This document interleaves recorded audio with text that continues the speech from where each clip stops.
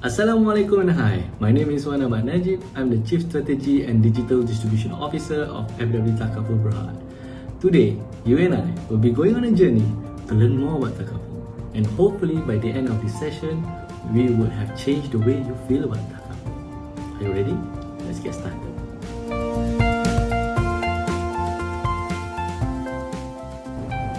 Before we go into the details of Takaful, let's go over some of the public perception about Takaful.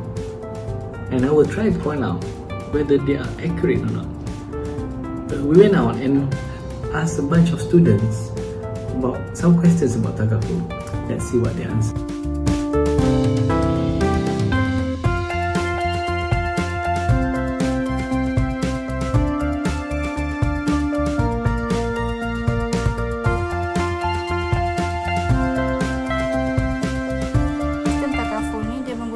System, maksudnya macam each member ni akan contribute some amount of money. So bila any of the member mengalami event of losses ataupun musibah, so Takafulnya akan bayarlah sum assured hasil daripada contribution members tadi kepada members yang terkena musibah tu.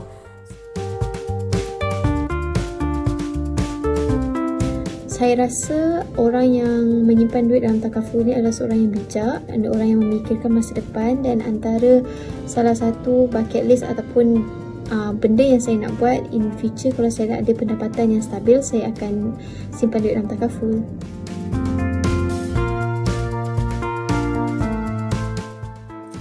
So Takaful dengan insurans benda yang sama kan? Jadi bagi saya seorang student ni, Takaful dan insurans lebih kepada kehendak lah daripada keperluan. Sebab sekarang pun lagi-lagi sekarang time MCO, total lockdown lebih kurang, saya sama ada kat rumah ataupun dekat kampus untuk buat pembelajaran online kebanyakannya. Jadi selamat dah guys tu. Jadi saya tak rasa saya perlukan insurans ataupun Takaful lah buat masa sekarang.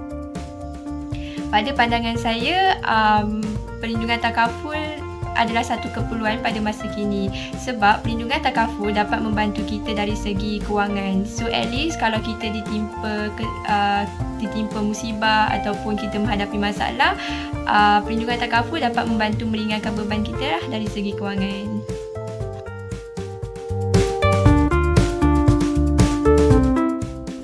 Takaful is expensive to me because I rasa harga dia boleh naik beratus-ratus sebulan ataupun thousands in a year, and that money actually tak perlu pun student nak spend on Takaful sebab tak penting untuk dia orang sekarang. Duit tu saya boleh simpan untuk keluar dengan kawan ataupun untuk daily expenses, ataupun boleh save up lama-lama and get myself a new phone which can help me right now. So tak perlu kot nak beli on Takaful.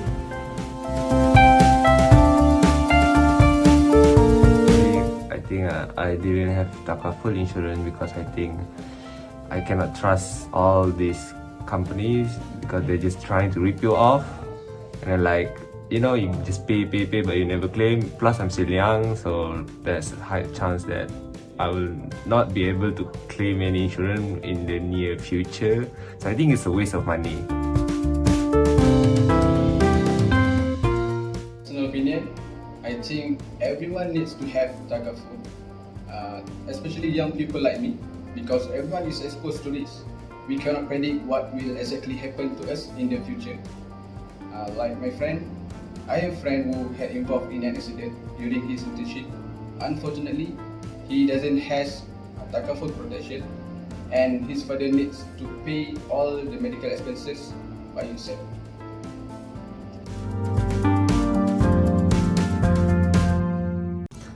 So we just heard some perceptions of the younger generation or students about Takaful. As you can see, some view Takaful positively and some not so much. So what are the misconceptions? To get to the bottom of this, I'm going to tell you a story about Takaful. And hopefully by the end of my story, we can address the misconceptions. So let's go back in time as far as thousands of years ago. The concept of Takaful, of coming together to help each other to manage risk has actually existed across many civilizations.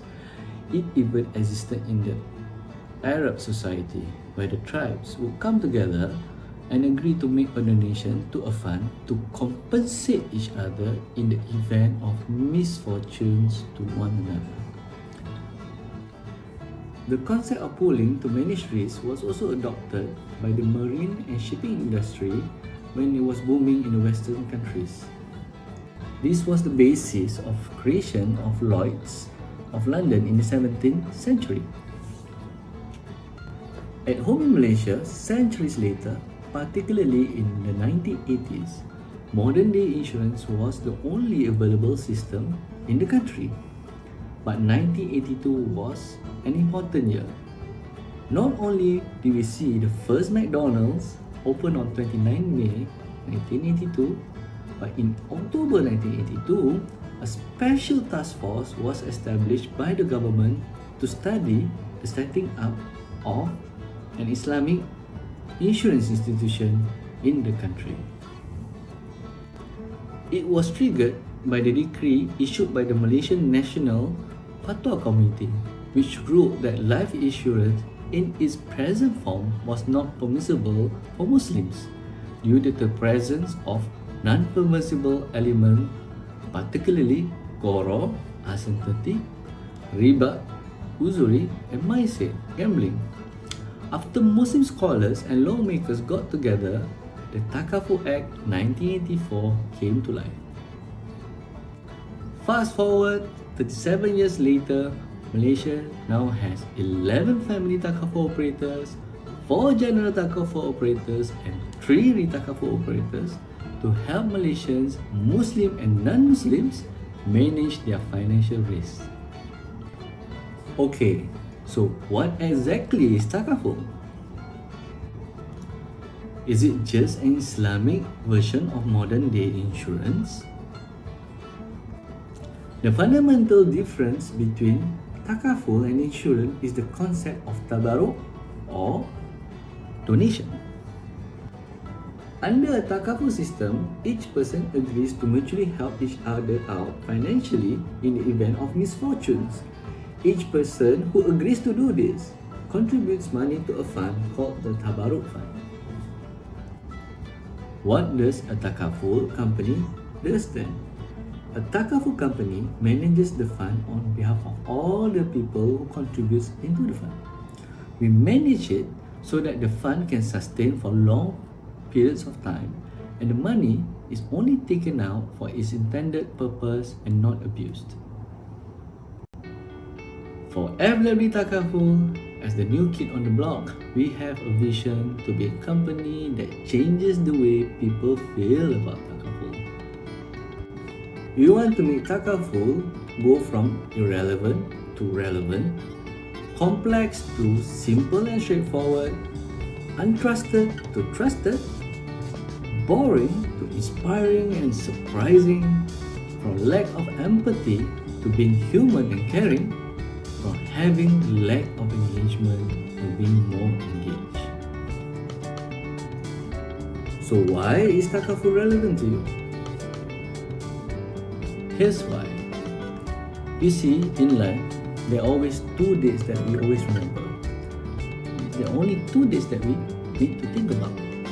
The date of birth and the date of death. Nobody knows when is his or her date of death. But this uncertainty is actually what makes every living healthy moment we have worth protecting. Life can be long. It can also be eventful and is filled with ifs. You're probably thinking, what could possibly happen to me? The closest example is COVID-19. Did we ever think we will be living in times of pandemic?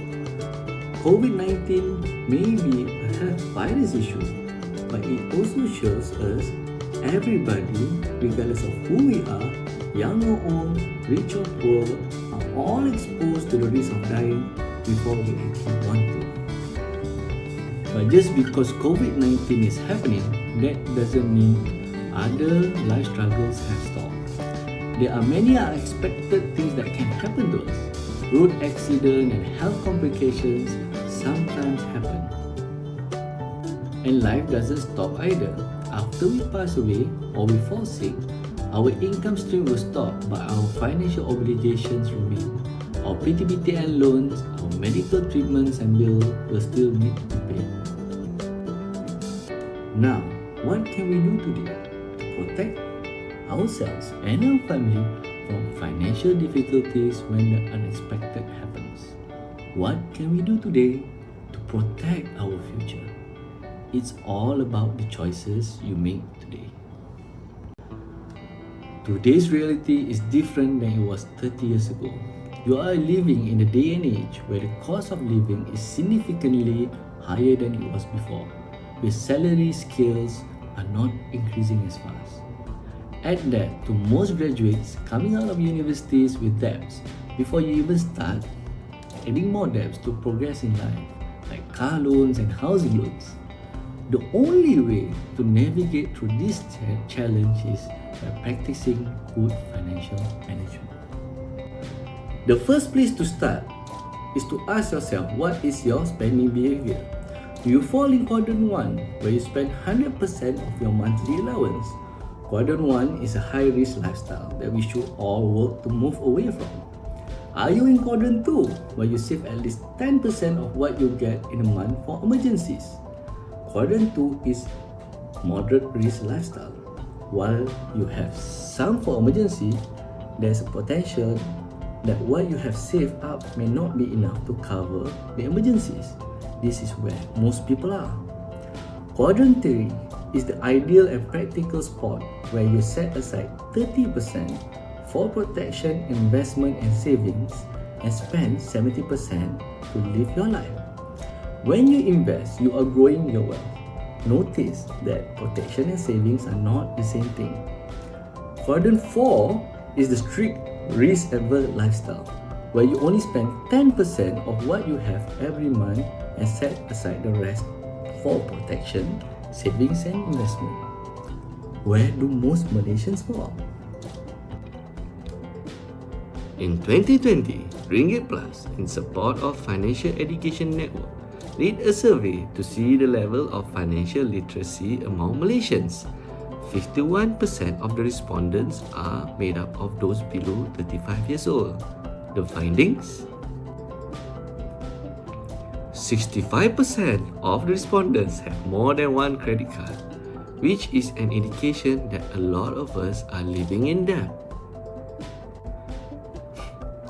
It is also revealed that half of the respondents are able to save less than 1,000 ringgit a month, while 19% can't even save at all. What's more concerning is that almost half admitted that they are spending more than they earn or all of what they earn. The survey is a stark reminder that individually we are all struggling financially and vulnerable to unexpected events. But what if we can all come together, put whatever little we have into a fund so that we can help each other in case of misfortune? The answer is you can. It's called Takaful. You're probably thinking, okay, but I can't afford Takaful. Isn't that just for rich people? At FWD Takaful, inspired by our vision to make Takaful simple, caring and relevant, we launched a micro Takaful product called FWD Kasih. With FWD Kasih, it actually doesn't cost hundreds or thousands to get a Takaful coverage. It can actually go as low as 2 ringgit a month. What can you get with 2 ringgit today? A burger, ice cream, snacks? For only 2 ringgit a month, you can leave a sum of money for your family to withstand financial shocks. The 2 ringgit a month contribution for Takaful is actually your small donation for a brighter future, not just for your family, but for the community. And that is my story about Takaful. Hope you guys enjoyed it. and more importantly, have a better understanding about the basics of Takaful. This wraps up part 1 of our journey. Stay with me as we go into deeper to get to know more about Takaful in part 2.